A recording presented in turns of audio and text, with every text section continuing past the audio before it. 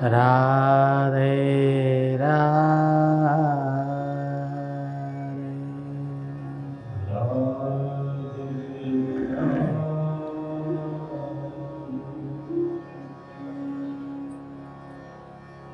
गुरुदेव की असीम कृपा से कितने वर्ष बाद यज्ञ हो रहा है यहाँ पे? 3 साल। अरे वाह, चौथा साल अब चल। तीसरे साल हो रहा है, चौथे साल हो रहा है? 2 साल कोरोना।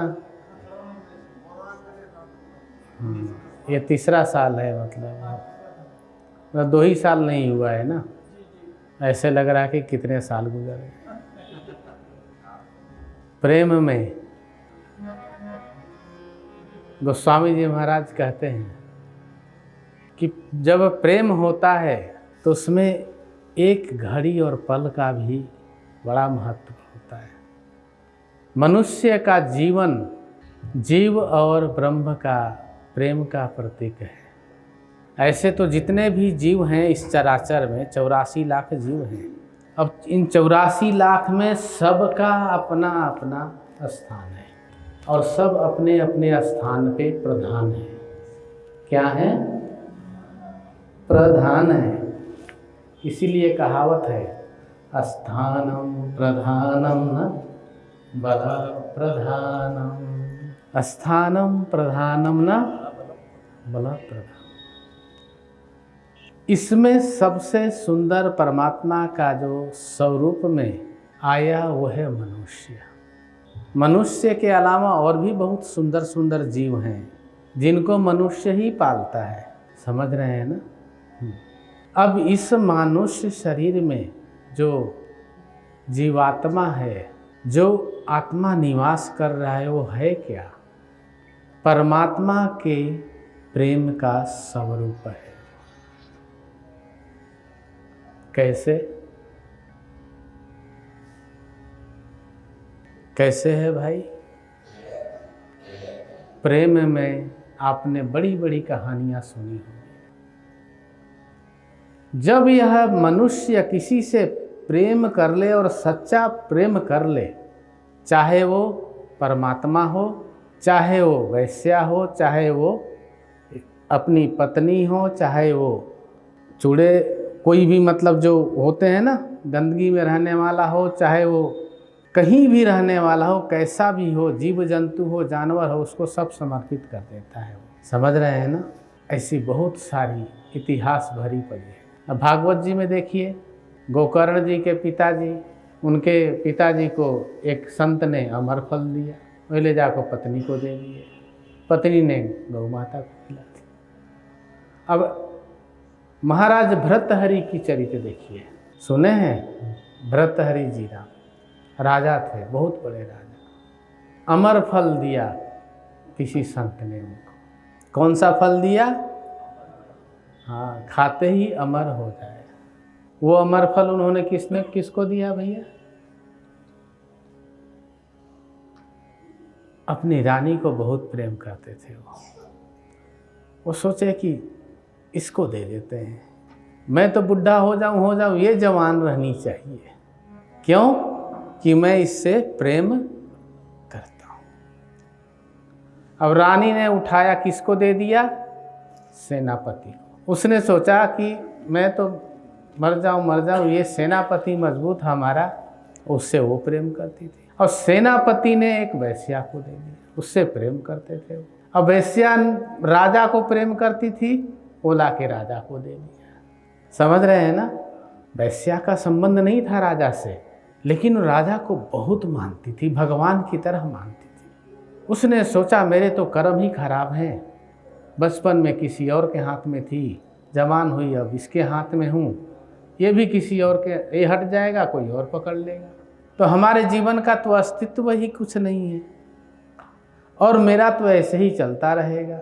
अगर मैं अमर भी हो जाऊं तो महारानी तो बन नहीं पाऊंगी। समझ गए ना? तो उसने सोचा कि क्यों ना ये फल हम अपने राजा को दे दें, जो हमें पिता की तरह पालन करते हैं। समझ रहे हैं बात को? गोस्वामी जी ने लिखा है, जो प्रतिपालई सोई नरेशु, जो प्रतिपालई सोई नरेशु, जो प्रतिपालई सोई नरेशु,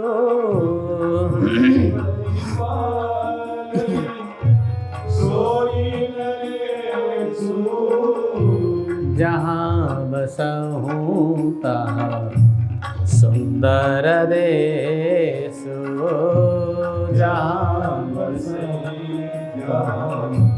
सुंदर देश, जहाँ बसे तहाँ सुंदर देश, जहाँ बसे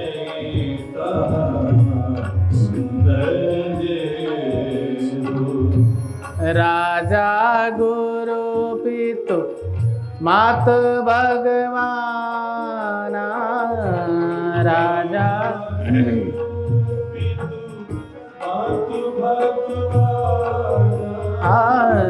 राजा गुरु पितु मात भगवान, राजा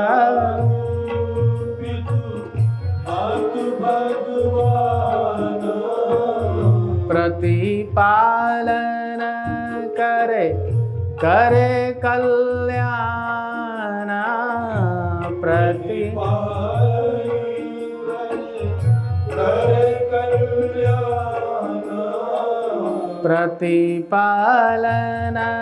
करे करे कल्याण, प्रतिपालन करे। राम राम राम राम राम राम राम राम राम राम राम राम राम राम राम राम, हरे राम राम राम राम राम राम राम राम, राम राम राम राम राम राम राम राम, राम राम राम राम राम राम राम राम, बोलो राम राम राम राम राम राम राम राम, हे राम राम राम राम राम राम राम राम, हे राम राम राम राम राम राम राम राम, श्री राम राम राम राम राम राम राम राम, जय राम राम राम राम राम राम राम राम, बोलो राम राम राम राम राम राम राम राम, हरे राम राम राम राम राम राम राम राम, श्री राम राम राम राम राम राम राम।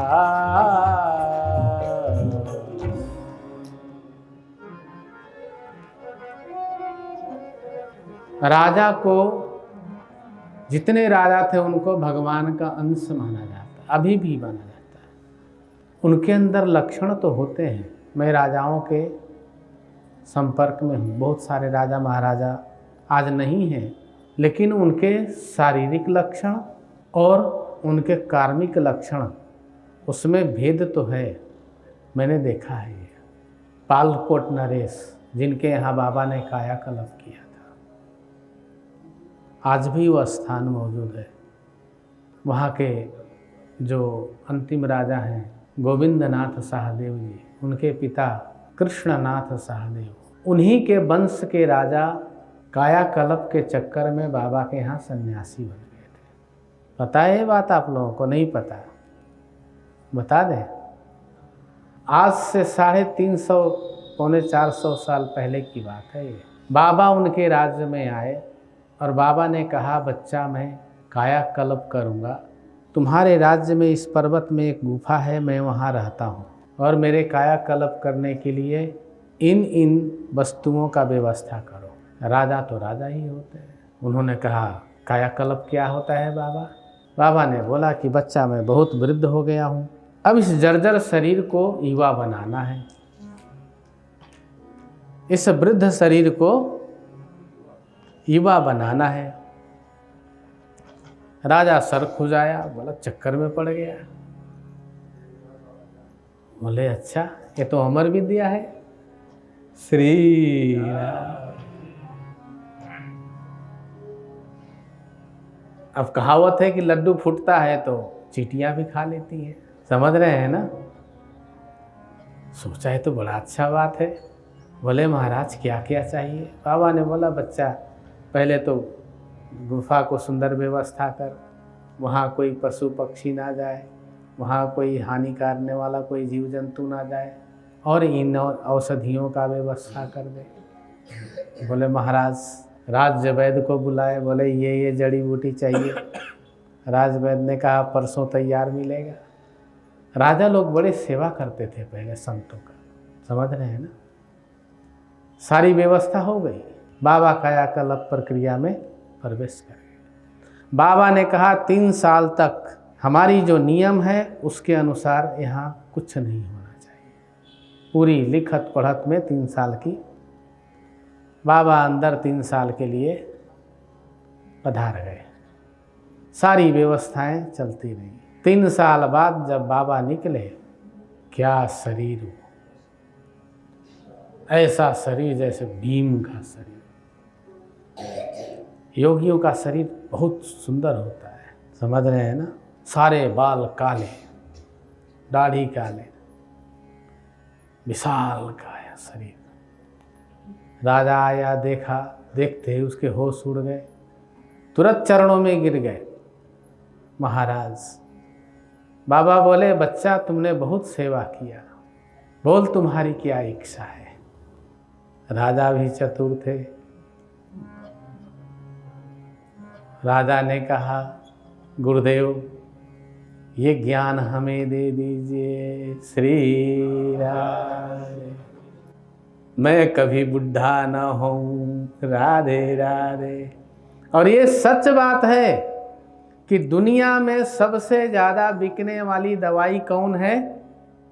जो युवा रखने वाला हो। ये सच है। मैं अभी लंदन से आया हूँ, इंग्लैंड से आया हूँ, 2-3 दिन हुए हैं। वहाँ पे भी ये चर्चा है। एक बहुत अमीर आदमी है, तो उसने बोला मैं एक दवाई खा रहा हूँ जिससे बुढ़ाई नहीं होते। हमने कहा भाई मैं तो बिना दवाई का ही जवान बना हुआ हूँ। हाँ, बोला बहुत महंगी दवाई है। हमने कहा तुम एडवर्टाइजमेंट तो नहीं कर रहे हो? हाँ, कुछ लोग भाई एडवर्टाइजमेंट भी करते हैं। बोला नहीं मैं खा रहा हूँ, उससे फर्क भी है। हमने कहा अच्छी बात है। तो उसने बताया कि दुनिया में सबसे ज़्यादा बिकने वाला दवाई ये है कि तुम जवान रहोगे। राजा बोला बाबा हमारे ऊपर अब कृपा कर दीजिए। बाबा ने कहा अरे बच्चा तू तो राजा है, राजसी आदमी है, तो तुम्हारी प्रवृत्ति रजोगुणी और तमोगुणी है। ये तो साधु संतों की विद्या है। देखिए कितनी कृपा होती है। राजा ने बोला ये सिर्फ साधु संतों की विद्या है बाबा? बोले हाँ बच्चा। राजा गया, अपने भतीजे को राज दिया और बोला अब तो हमारा दीक्षा दे करके कल्याण करिए। उस समय ईस्ट इंडिया कंपनी थी भारत में, और जितने राजा थे सब ईस्ट इंडिया कंपनी के अंतर्गत रजिस्टर्ड थे। उस समय छोटी सी अखबार चलती थी, एक पन्ने की, उसमें राजा महाराजाओं का ही न्यूज़ आता था सिर्फ। उसमें वो न्यूज़ आया कि पालकोट स्टेट किंग ने एक ऐसे विद्या के चक्कर में अपना राज्य छोड़ करके सन्यासी हो गए। समझ रहे हैं? और सन्यासी बाबा ने दे दिया सन्यास। जब सन्यास ले लिया राजा ने तो पूछे कि बाबा इससे भी बढ़िया कोई विद्या होती है? क्योंकि उसे लगा कि ये तो अमर तो हो जाएंगे। और बाबा 18 घंटा बैठे हुए हैं। पूछा कि आप क्यों बैठते हैं इतना? आप तो अमर हैं, आपने तो कायाकल्प कर लिया है, आपकी तो मौत नहीं होनी है, मृत्यु आनी नहीं है, फिर आप किसके लिए इतना ध्यान करते हैं, बैठे रहते हैं? क्योंकि राजाओं की बुद्धि तो सन्यासी भले हो गए लेकिन बुद्धि थोड़े सन्यासी हुई थी उनकी। समझ रहे हैं ना? बुद्धि तो सन्यासी बनी नहीं। बाबा से पूछे कि महाराज आप इतना बैठते क्यों हैं गुरुदेव? बाबा ने कहा बच्चा, ये सबसे महान विद्या है जिसको मैं चिंतन करता हूँ, जिसका मैं मनन करता हूँ और जिसको मैंने प्राप्त कर लिया है। और बच्चा, इसी को प्राप्त करने के लिए मैंने कायाकल्प भी किया था।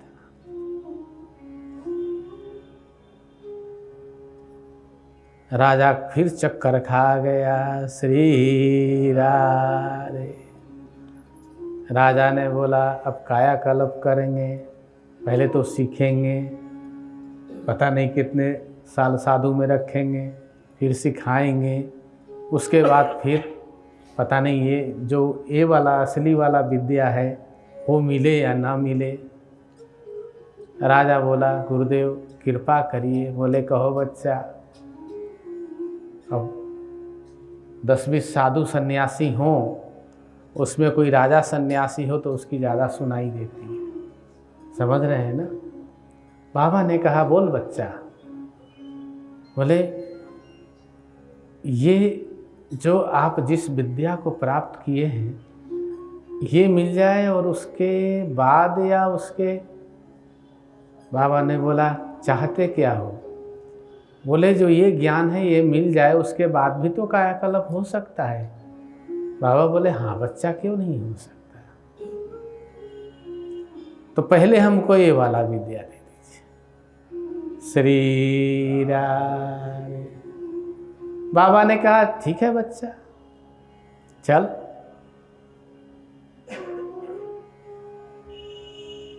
बाबा ने कहा आत्मज्ञान।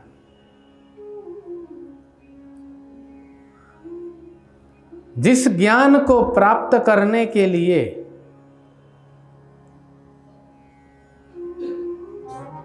ध्रुव जी महाराज ने कितने जन्म बिता दिए, प्रहलाद जी महाराज ने कितने जन्म लिए और मरते गए, जन्म लेते गए, मरते गए।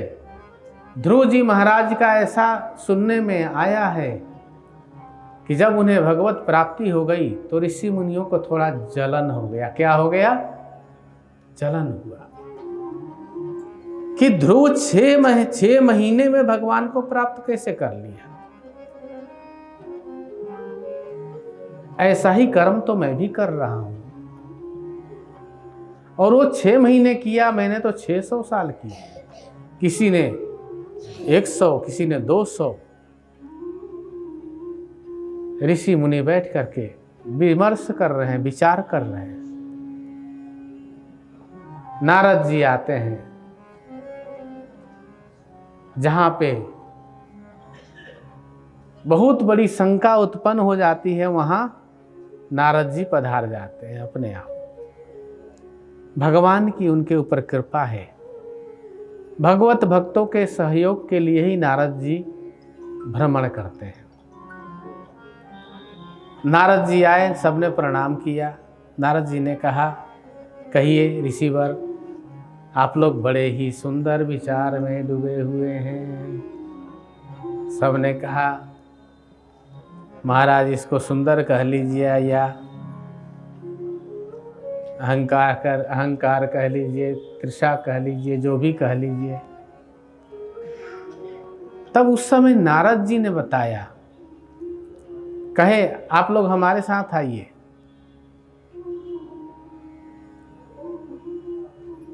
लेके गए। कहाँ चल रहे हैं? बोले चलिए तो सही। लेके पहुंचे कहाँ? ध्रुव टीला। आज भी ब्रजमंडल में है, लेकिन अब वहां कुछ है नहीं। कहाँ पहुंचे? ध्रुव टीला। जानते हैं किसको कहते हैं? किसको? जहाँ पे थोड़ा सा पहाड़ी जैसा ऊंचा होता है उसको टीला कहते हैं। कहाँ पहुंचे? ध्रुव टीला। नारद जी ने कहा ये क्या है? ऋषियों ने कहा तो टीला है महाराज। एक ऋषि ने कहा यही तो वो ध्रुव था, यही तपस्या किया था। नारद जी तो आग में घी डाल रहे हैं, इनका तो काम ही यही है। नारद जी ने कहा ये कौन सी टीला है? बोले टीला है। कौन यहाँ तपस्या किया था? बोले ध्रुव। तो आज से नाम इसका होगा ध्रुव टीला। बोले लो, हम लोग तो चर्चा कर रहे थे, अभी प्रमाणित करवाने आए हैं कि ये ध्रुव टीला है। बोले नारद जी ने प्रणाम किया ध्रुव टीला को, जबकि नारद जी ध्रुव जी के गुरु हैं। और ऋषियों को बोले कि भाई थोड़ा खुदाई करो इसकी। बोले कि क्यों? बोले करो तो सही। देखे तो अंदर में हड्डियां पड़ी हैं, कंकाल पड़ा हुआ है, पूरा खोपड़ी पड़ी है, भरी पड़ी है खोपड़ी से। ऋषियों ने कहा महाराज ये क्या है? इसमें तो कंकाल ही, हड्डी। कितने खोपड़ी हैं इसमें? बोले कितने होंगे? बोले अरे पता नहीं, 1000 होंगे, 500 होंगे, कौन होंगे? ये तो पूरा हड्डियों का ही टीला है, ये तो मिट्टी से ढक गया है बस। नारद जी बोले ये पता है आपको किसका हड्डी है, किसकी खोपड़ी है ये? बोले नहीं। बोले उसी ध्रुव का है। जन्म जन्म मुनि जतन कराही, जन्म जन्म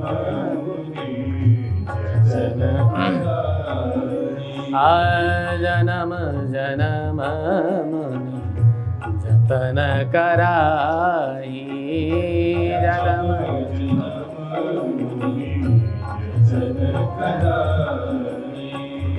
अंतराम कही आवत नाही, अंतराम कही आवत नाही, अंतराम कही आवत नाही, अंतराम कही आवत नाही। चार युग बना, 4 ही युग बना है। 4 युग बना जोगी जति बने, 4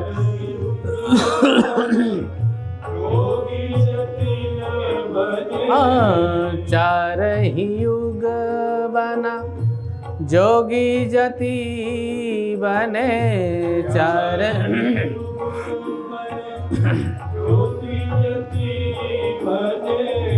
साधु संत अनंत जी, साधु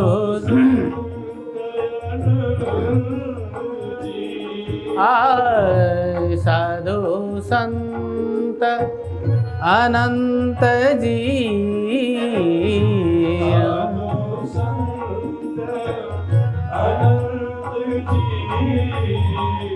राम में जीवे राम में मरते, राम में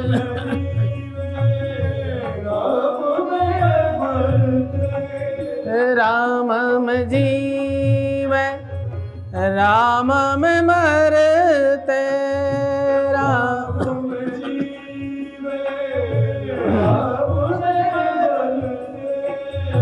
बिरले पाए भगवंत जी, बिरले पाए भगवंत जी, हाँ बिरले पाए भगवंत जी, बिरले पाए भगवंत जी। राम राम राम राम राम राम राम राम राम राम राम राम, हे राम राम राम राम राम राम राम राम, राम भज राम भज राम भज रसिया, राम भज राम हाय राम भज राम भज राम भज रसिया, राम लखन सीता मन बसिया, राम लखन सीता, हे राम लखन सीता मन बसिया, राम लखन सीता मन बसिया, हे राम राम राम राम राम राम राम राम, हे राम राम राम राम राम राम राम राम, हे राम राम राम राम राम राम राम राम, जय जय राम राम राम राम राम राम राम राम, राम राम राम राम राम राम राम राम, हे राम राम राम राम राम राम राम राम, बोलो राम राम राम राम राम राम राम राम, हे राम राम राम राम राम राम राम राम, हे राम राम राम राम राम राम राम राम, हे राम राम राम राम राम राम राम राम, हे राम राम राम राम राम राम राम राम,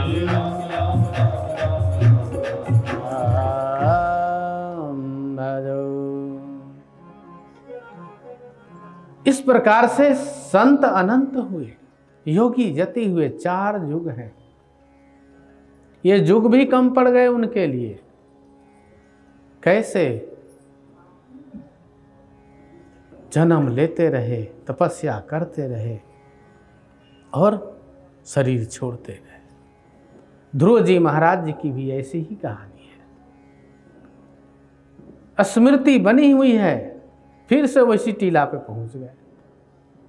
उसी कंकाल पे बैठे, अपने ही कंकाल पे। क्यों बैठे कंकाल पे पता है? इसलिए बैठे कि देखे यही गति होनी है। कौन सी गति होनी है? यही गति होनी है।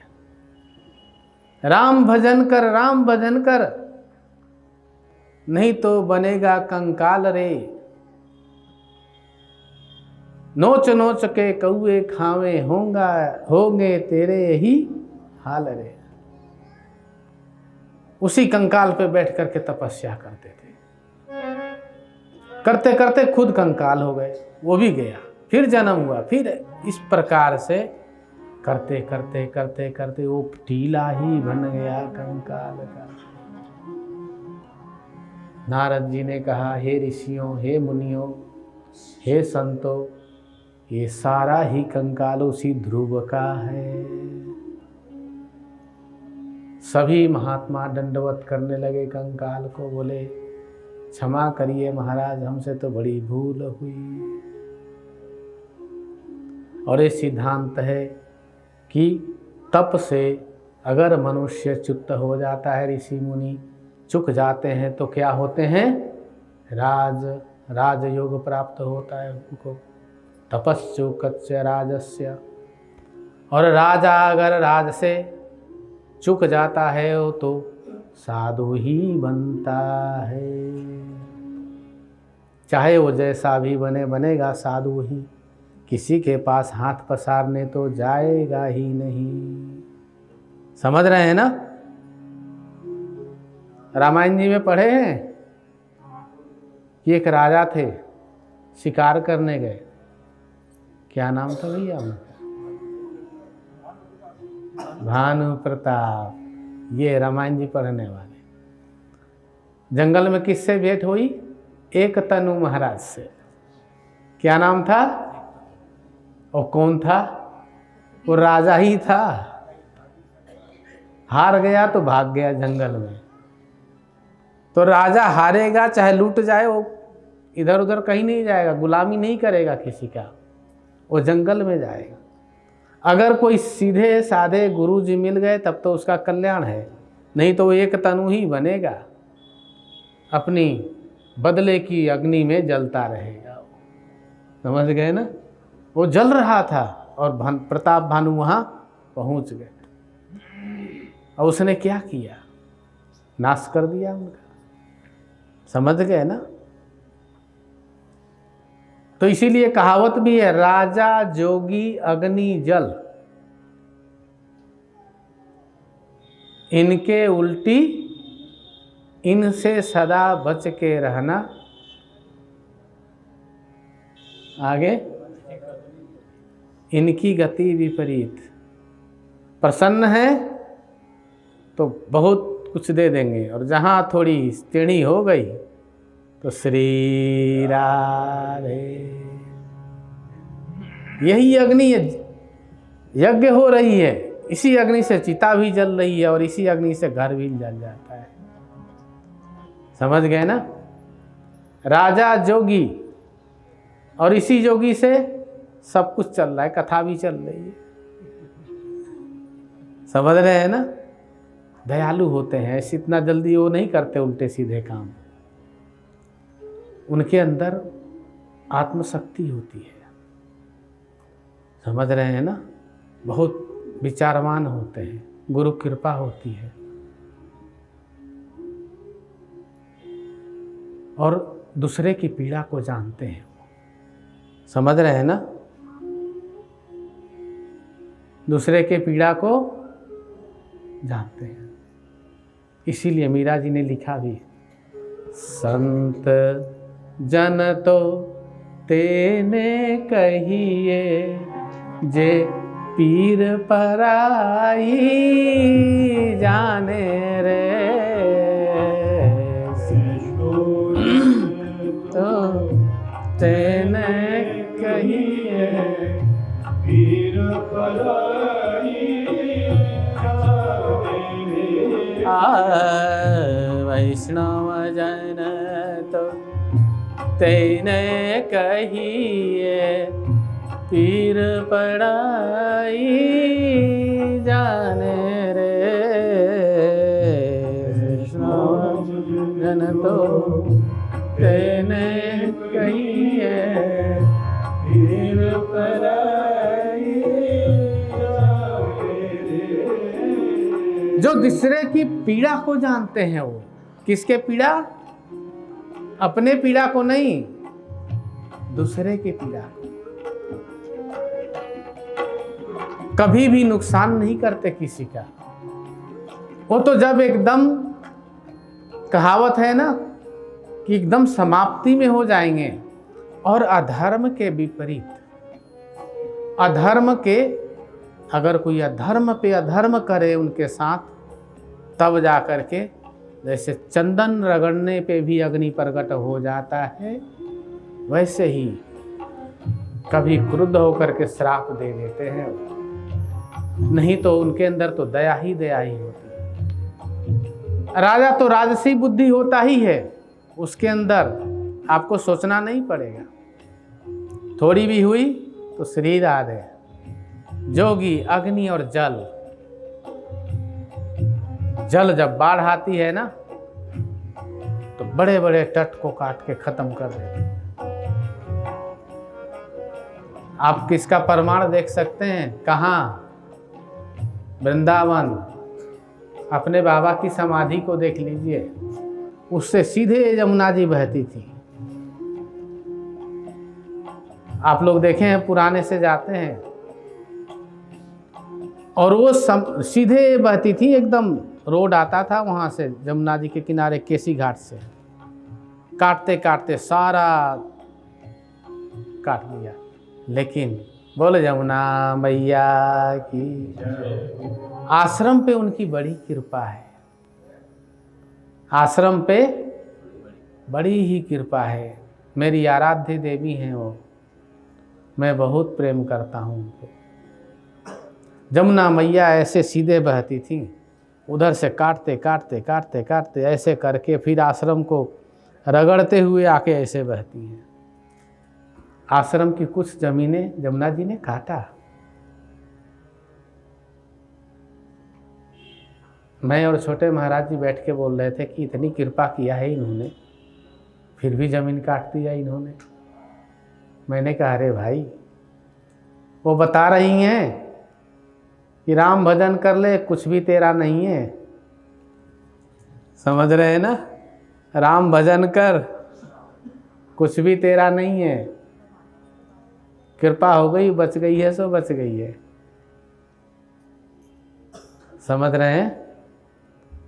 जब काटने लगी, आश्रम के बिल्कुल पीछे ही बह रही हैं, जब काटने लगी तो हम लोग पत्थर पे पत्थर डाले जाएं, पत्थर कहाँ जाए पता ही नहीं। तो मैं भी और वो दोनों बैठ गए। छोटे महाराज बोले कि अब काट ही रहे हो तो हमको भी ले जाओ।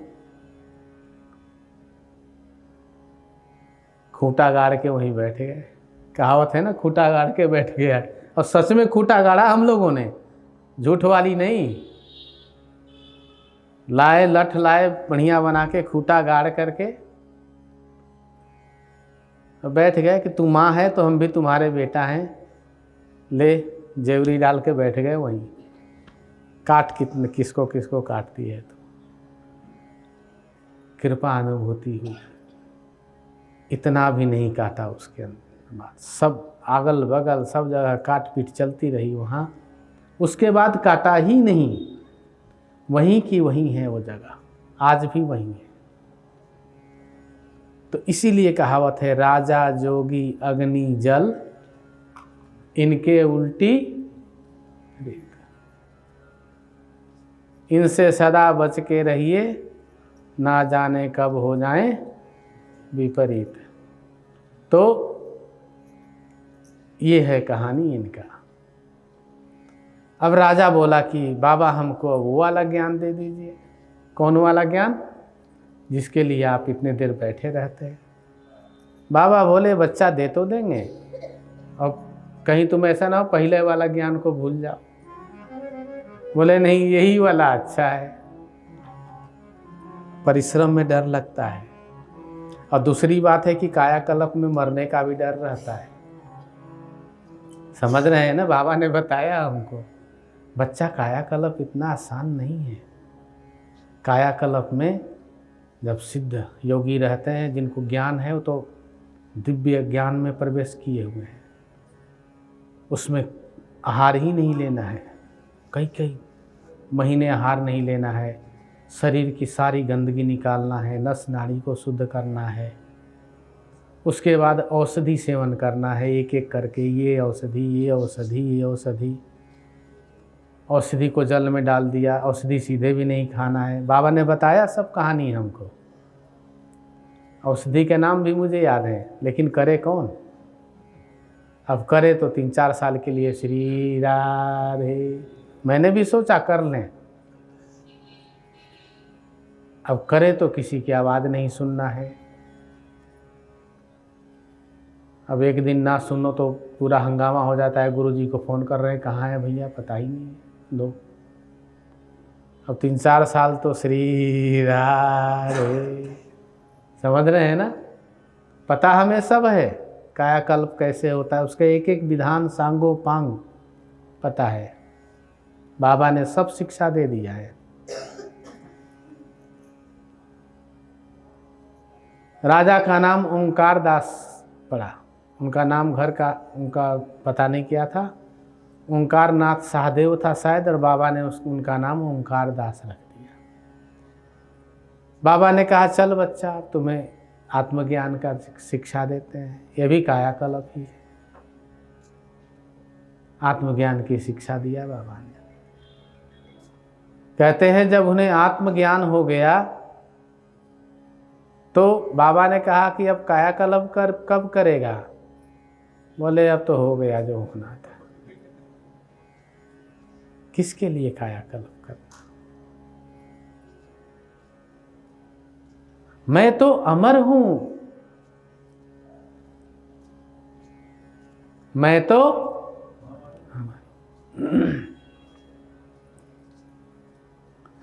चित जल पावक गगन समीरा, चित जल पावक गगन समीरा, पंचरचित यह अधम शरीरा, पंचरचित अधम शरीरा, सोई शरीर बिच बैठा तोता, सोई शरीर बिच बैठा,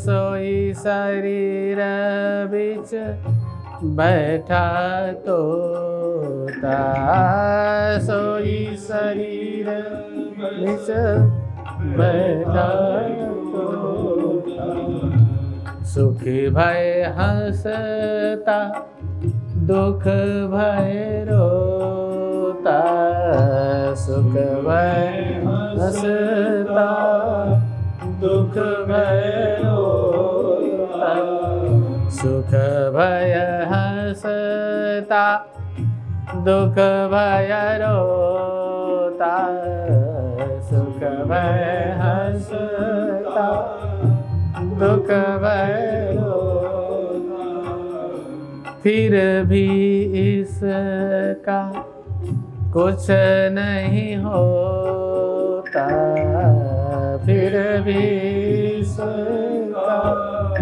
कुछ नहीं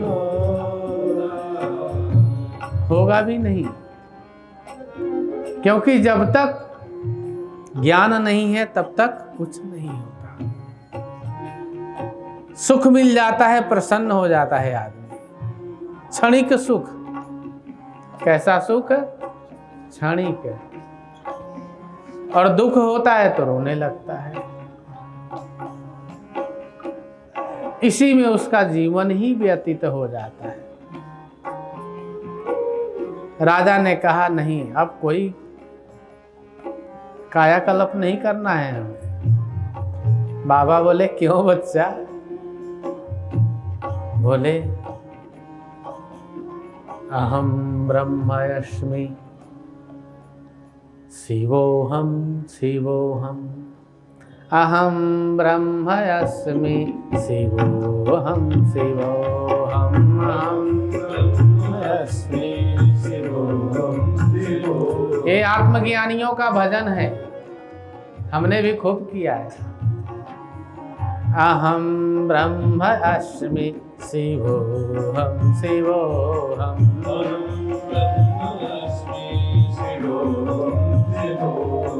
अहम ब्रह्मास्मि शिवोहम शिवोहम,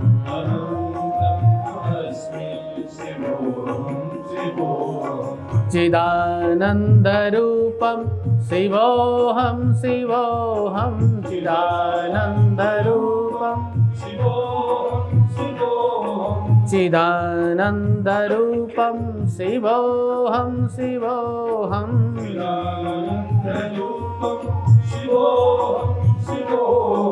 अहम ब्रह्मास्मि शिवोहम शिवोहम,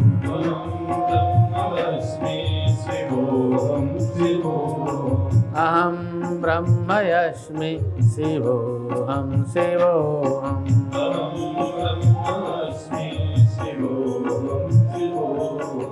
नाहं सुखम नाहं दुःखं, नाहं सुखम नाहं दुःखं, नाहं तृष्णा नाहं भुक्खं, नाहं तृष्णा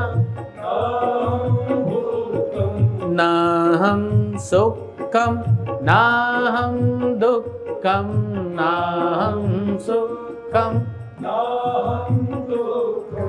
नाहं तृष्णा नाहं भूखं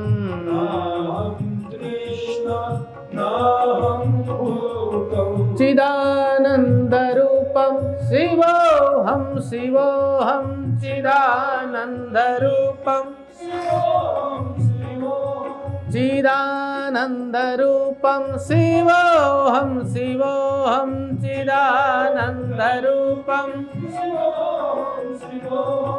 अहं ब्रह्मयस्मि शिवोऽहं शिवोऽहं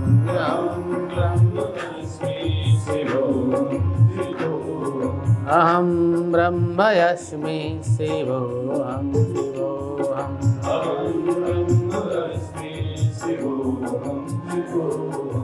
नाहं ज्ञानं न अज्ञानं नाहं ज्ञानं नाहं ज्ञानं न अज्ञानं नाहं ज्ञानं नाहं ज्ञानं न अज्ञानं नाहं ज्ञानं सर्वस्वं सर्वज्ञानं सर्वस्वाहं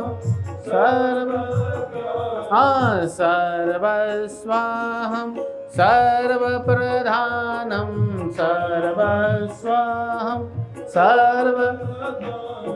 चिदानन्दरूपं शिवोऽहं शिवोऽहं चिदानन्दरूपं अहं ब्रह्मयस्मि शिवोऽहं शिवोऽहं अहं ब्रह्मयस्मि अहं ब्रह्मयस्मि शिवोऽहं शिवोऽहं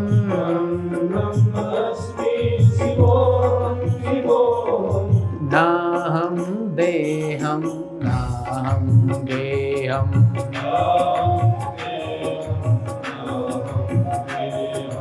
नाहं देहं नाहं गेहं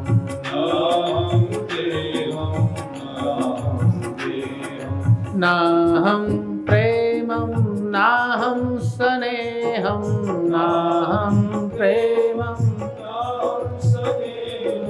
नाहं प्रेमं नाहं स्नेहं नाहं चिदानन्दरूपं शिवोऽहं शिवोऽहं चिदानन्दरूपं अहं ब्रह्मयस्मि शिवोऽहं शिवोऽहं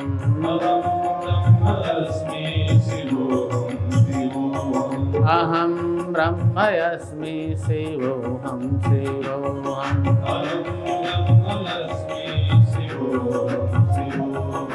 नाहं पिता नाहं पुत्रं नाहं नाहं पिता नाहं पुत्रं नाहं नाहं पिता नाहं पुत्रं नाहं नाहं पिता नाहं पुत्रं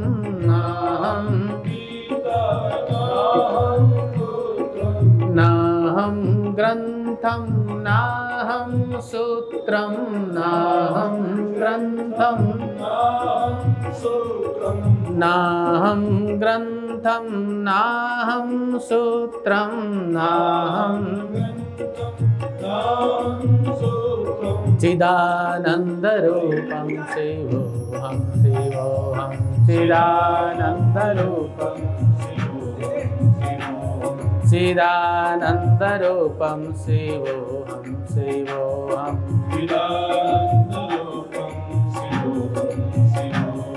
अहम ब्रह्मस्मि शिवोऽहं शिवोऽहम् शिवानन्दरूपं शिवोऽहं शिवोऽहं निरानन्दरूपं शिवोऽहं शिवोऽहं। ये है आत्मज्ञानियों का भजन। अब बहुत लंबा है ये, मैं भूल भी गया हूँ। अब थोड़ी सफ़ेद हो गई है, खोपड़ी खाली हो रही है। तो यह है योगियों संतों का, आत्मज्ञानियों का भजन। ना हम ना पिता, ना हम पिता, ना पुत्रो हम, ना हम वेदम, ना हम ग्रंथम, ना हम सूत्रम। मैं ग्रंथ नहीं हूँ, और ग्रंथ का सूत्र मतलब उसका कोई भी ज्ञान ही नहीं हूँ मैं, जो ग्रंथों में पढ़ाया जाता है। मैं कौन हूँ? चिदानंद रूपम शिवोऽहं शिवोऽहं। समझ रहे हैं ना? बाबा ने पढ़ाया है ये सब हमें। बाबा ने कहा बच्चा आत्मज्ञान, हमने बोला सरकार आत्मज्ञान कैसे प्राप्त होता है? बोले बच्चा राम राम जप का, ये आत्मज्ञान के चक्कर में पड़ गया तो। बोले सरकार थोड़ा ज्ञान तो होना चाहिए। अच्छा बच्चा ये ले, ये तुम्हें इसका सूत्र बता देते हैं हम। हनुमान चालीसा पढ़ते हैं तो हनुमान जी की अनुभूति होती है ना। ऐसे ही जब आत्मा की ये सूत्र पढ़ेंगे तो आत्मा का अनुभूति धीरे धीरे होने लगता है। जिसको भजेंगे उसका अनुभूति अवश्य होगा, इसमें कोई संदेह नहीं है। लेकिन भजे तब ना, हमने भजा, खूब भजा, अनुभूति हुई। समझ रहे हैं ना? गुरुदेव ने कुछ नहीं छोड़ा। इसी को तो गुरुदेव कहते हैं, जो रगड़ रगड़ के एकदम से मुलायम बना दे। समझ गए ना? इसीलिए गुरुदेव को कहीं कहीं धोबी भी कहा गया है, कहीं कहीं सुनार कहा गया है, कहीं लोहार कहा गया। पीट पीट के रगड़ रगड़ के जला जला के भट्टी में तपा तपा के श्री राम धोबी की तरह दे पीट पीट के मुगदर होती है लकड़ी का, सारी गंदगी निकाल देते हैं। और जिसकी निकल गई गंदगी वही कर सकता है राम की बंदगी। कबीर साहब की कहानी है। तो राजा को आत्मज्ञान प्राप्त हो गया। बाबा ने पूछा बच्चा कायाकल्प कब करेगा? बोले सरकार अब तो मेरा मन, बुद्धि, चित्त, अहंकार सब मर गया। समझ गए ना? अब तो मैं अपने स्वरूप में स्थित हो गया, और जिसमें मैं स्थित हूं वो तो कभी मरता ही नहीं है। मुझे तो आपने अमर कर दिया, अब मैं कायाकल्प करके क्या करूंगा? इसीलिए कहीं कहीं गुरु जी को पारसमणि भी कहा गया है। लोह कंच पारस छुवत लोह को, कंचन देत बनाए। पारस छुवत लोह को, कंचन देत बनाए। और गुरु जी पकड़े जब हाथ तो, हृदय लेत लगाए। करुणा दया प्रेम देकर, दे दे अपने स्वरूप। आत्म ज्ञान भक्ति वैराग दे, पड़े नहीं भवकूप। मनुष्य गुरुदेव की शरणागति हो जाए तो उसे अपना स्वरूप ही प्रदान कर देते हैं। महाराज ओंकार जी ने बोला कि अब हमें ज्ञान नहीं चाहिए गुरु, अब हमें कायाकल्प नहीं करना है, आपने तो सब कर दिया। और राजा जो हैं प्रयाग, तीर्थराज प्रयाग में बाबा का मंच लगा हुआ है, वहाँ पे अपना अंतिम गुरुदेव के सानिध्य में इस नश्वर शरीर को बोलते हुए त्याग दिया। ऐसे नहीं कि बीमार पड़ गए या करा रहे थे, ना ना, बोले अब इस शरीर का अवधि पूरा हो रहा है, गुरुदेव आज्ञा दीजिए। अब मैं आपके दिव्य लोक, जिसको ब्रह्म लोक कहते हैं, कौन सा लोक कहते हैं? जहाँ पे सिर्फ ब्रह्म ज्ञानी, आत्मज्ञानी ही रहते हैं, उस लोक का गमन करूंगा मैं। इस प्रकार से क्या चर्चा थी इसके आगे? अमर फल। क्या था? अब वो अमर फल का क्या हुआ पता है आपको? नहीं पता? वो जो वैश्या थी उसने सोचा मैं अमर होके करूंगी क्या?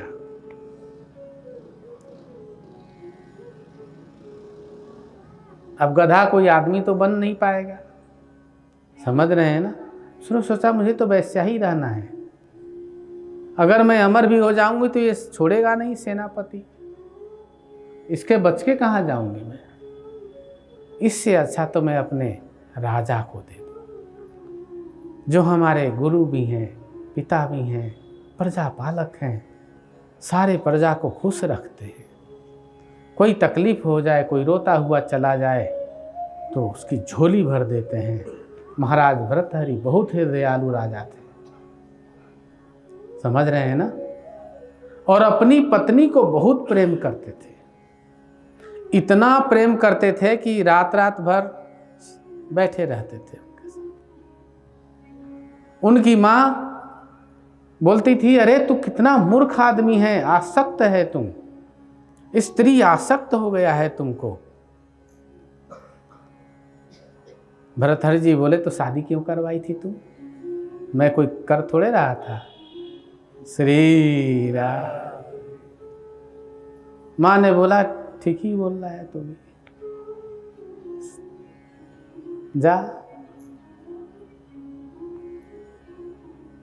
अब वो अमर फल राजा ने पत्नी को दिया और पत्नी ने, सेनापति ने वैश्या ने आकर के राजा, जैसे ही राजा के हाथ में वैश्या आई दरबार में, घूंघट में थी, बोले महाराज के लिए कोई भेंट है। उसमें लिख दिया था, महाराज ये अमर फल है, मैं नहीं जानती, परंतु आप मेरे सबसे प्रिय हैं, इसलिए मैं आपको भेंट स्वरूप दे रही हूँ। आप इसको खा लेंगे तो आप अमर हो जाएंगे, और जब आप अमर हो जाएंगे तो आप अपने प्रजा का अच्छी प्रकार से पालन पोषण करिएगा। राजा ने खोला, देखा, खोलते ही देख लिया, चिट्ठी तो नीचे थी फल के, खोलते ही देखा, अरे ये तो वही फल है। तुरंत सेक्रेटरी को बोले, जो जिसने ये दिया उसको पकड़ो, कौन है वो? और गुप्तचर भागे, वो निकल गई थी महल से, बाहर जाके पकड़ ली। बोले छोड़ो मुझे, बोले कि नहीं नहीं, बोले महाराज का आज्ञा है। उसने बोला एक गुप्तचर जाओ और बोलो महाराज को कि महाराज हमसे अकेले में मिलेंगे तभी मैं मिलूंगी, और हमारी जो वार्तालाप होगा वो किसी को पता ना चले, नहीं तो मेरे हाथ में कटार है, मैं अपनी हत्या कर लूँगी। गुप्तचर वहीं खड़ा हो गया हाथ जोड़ करके, नहीं ऐसा मत करो। दूसरा गुप्तचर गया, बोला महाराज उसकी ये प्रार्थना है। बोले हाँ ले आओ।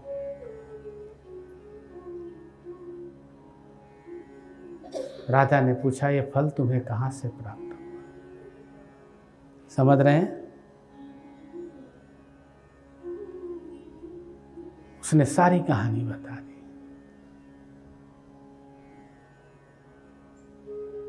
राजा समझ गया कि रानी ने श्री राधे, समझते देर नहीं लगी।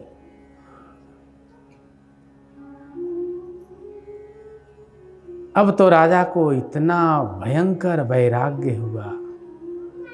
आज भी जीवित हैं भर्तृहरि जी महाराज, अमर में आते हैं, वो चिरंजीवी में हैं, वो अभी भी दर्शन देते हैं। राजस्थान में करावल की पहाड़ियों में उनका निवास है। इतना वैराग्य हुआ, इतना वैराग्य हुआ, गए माँ को प्रणाम किए।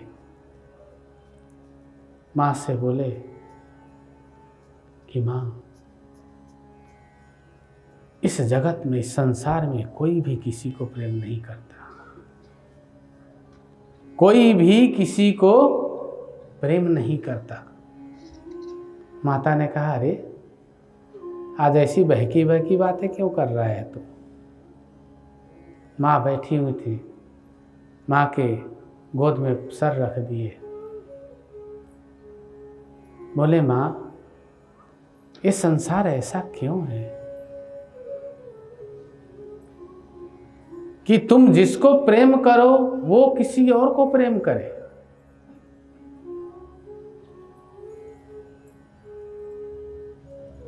चाहे वो कुछ भी हो, चाहे वो आदमी कोई माता आदमी को करे, चाहे वस्तु को करे, चाहे विषय को करे, कोई ऐसा नहीं है जो प्रेम करने वाले को संपूर्ण प्रेम प्रदान कर दे।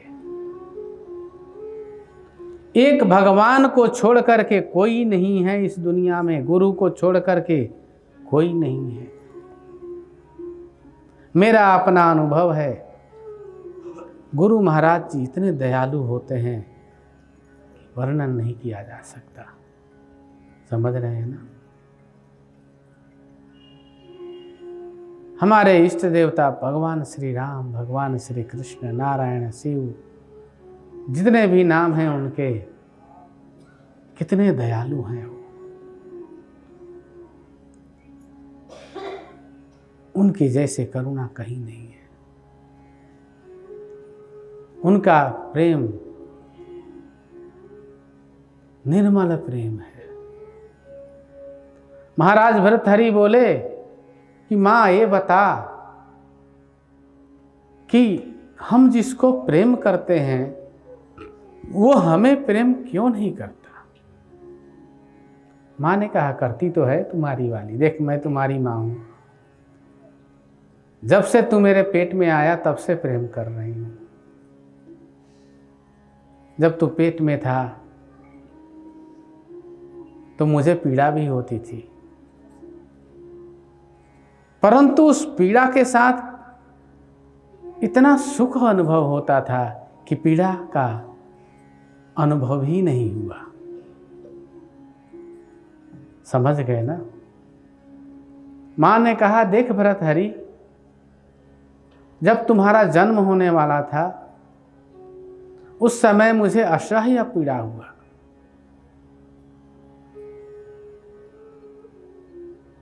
परंतु पुत्र एक अत्यंत खुशी थी कि मैं मां बन रही हूं, मैं जननी बन रही हूं और मैं पुत्र रत्न प्राप्त किया। ऐसा पुत्र जो मुझे बहुत स्नेह करता है और मैं अपने पुत्र को बहुत प्रेम करती हूँ। बोलते हैं महाराज भर्तृहरि उस समय रोने लगे, आंखों से आंसू बहने लगा। इतना आंसू बहा कि मां के चरणों को धोते हुए वो निकल पड़ा। भर्तृहरि जी ने कहा, मां मुझे आज्ञा दे, अब मैं यह राज्य पाठ सब सौंप करके वन में जाना चाहता हूं। माँ ने कहा, क्या कहा? क्यों? भर्तृहरि जी बोले कि तुम ही तो कहती थी कि मैं पागल हूं, मैं क्या हूं अपने स्त्री के चक्कर में? श्री राधे। तो बोली क्या हुआ?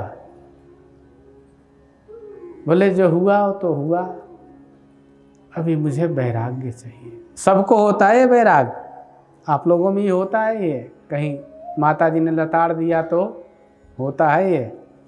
मन करता है चलो वृंदावन भाग जाएं, आश्रम में जाके रहेंगे। हमारे यहाँ पहुँचते हैं लोग 4-6 दिन 10 दिन वैराग बनी रहती है, उसके बाद हम बने तुम बने एक दूजे के लिए, फिर वहीं पहुंच जाते हैं। समझ रहे हैं ना? हम बने तुम बने, जोर से बोलिए भाई, एक दूजे के लिए। आते हैं आश्रम में, सरकार में, हम समझ जाते हैं कि हाँ हाँ भगत जी रहिए, सेवा करिए, थोड़ा भजन करिए। कुछ लोग तो उगल देते हैं, कुछ सोचते हैं कि भाई देखिए मोहित बड़ा ध्यान से सुन रहा है, ये भी साधु बनने वाला था, बोलता था शादी ही नहीं करेंगे, याद है?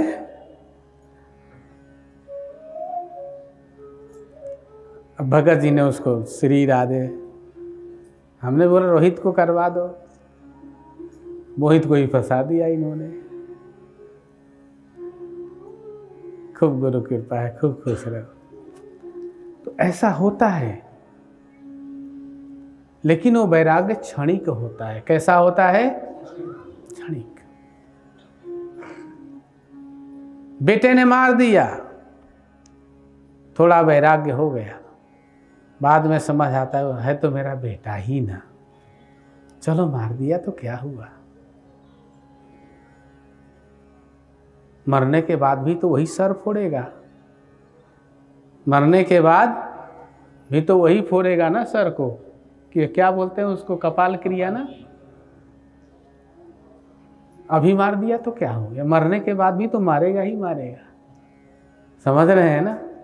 थोड़ा वैराग्य होगा, लेकिन बाद में यही होता है कि अरे मरने के बाद भी तो कपाल फोड़ेगा वो। अभी तो अभ्यास कर रहा है। क्या कर रहा है? अभ्यास कर रहा है,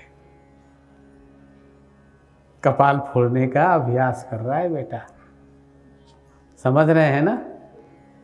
तो क्षणिक वैराग्य है ये, फिर वहीं पहुंच जाता है। माँ ने कहा भर्तृहरि आ बेटा, गले से लगाया, बोला कोई झगड़ा हो गया? भर्तृहरि ने कहा बहुत तगड़ा हो गया। बोली कैसा हो गया? बोले माँ मुझे तो ज्ञान की तरफ जाना है। किसके तरफ? अज्ञानातिमिरान्धस्य ज्ञानाञ्जन शलाखया चक्षुरुन्मीलितं येन तस्मै श्री गुरुवे नमः। हे गुरुदेव, अपने माँ को गुरु माना उन्होंने, बाद में सिद्ध लोग मिले उनको, और अमर फल की सारी कहानी बता दी उन्होंने।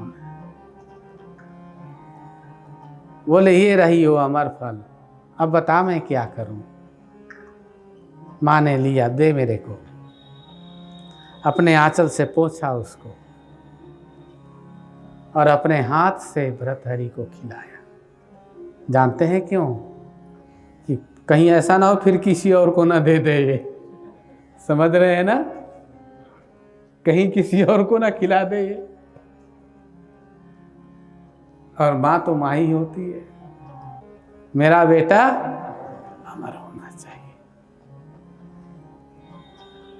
अगर तुम माँ के हाथ में पड़ गए हो तो अमर तो हो जाओगे, इतना तो है। माँ से तुम्हारा प्रेम हो, माँ की सेवा करो, अमर बना देगी वो। भर्तहरि जी ने खाया, खाने के बाद माँ को बोले, माँ ने बोला अब तू अमर हो गया, राज्य कर। बोले कि कौन सा अमर? प्रणाम किए माँ को और निकल दिए। जा करके कठिन तपस्या की। उनको पता था मैं मरूंगा तो है नहीं, समझ गए ना। घोर से घोर तपस्या किए, सिद्ध लोग आने लगे, संत लोग आने लगे, नाना प्रकार की ज्ञान भक्ति वैराग्य, आत्म तत्व को प्राप्त कर लिए। अभी भी वो जीवित हैं, ऐसा मानते हैं। जैसे अश्वत्थामा अभी भी घूम रहे हैं, लेकिन वो पीड़ा में घूम रहे हैं और ये पीड़ा नाश करने के लिए घूम रहे हैं। दोनों में अंतर है। इस प्रकार से मनुष्य चाहे किसी भी जोनी में जावे, चर्चा कहाँ शुरू हुई थी? भगवान हम लोगों से कितना प्रेम करते हैं, और जिसको हम प्रेम करते हैं उसको सबसे अनमोल चीज अपना दे देते हैं। महाराज भर्तहरि ने अमर फल दे दिया, समझ रहे हैं ना। महाराज भर्तहरि ने अमर फल अपनी पत्नी को दे दिए। अब इस प्रकार से परमात्मा ने हमें क्या दिया है? उसने अपना ऐसे खींच के आत्मा घुसा दिया अपने अंदर। क्या घुसा दिया? आत्मा। तो आप सोचिए कि आपका सच्चा प्रेमी कौन है? कौन आपसे प्रेम करता है? कौन करता है? बोलिए भाई, हमारे सामने ही बोल लीजिए, बाद में मत बोलिए। कौन करता है? भगवान, ईश्वर, परमात्मा। वह प्रेम करता है आपसे।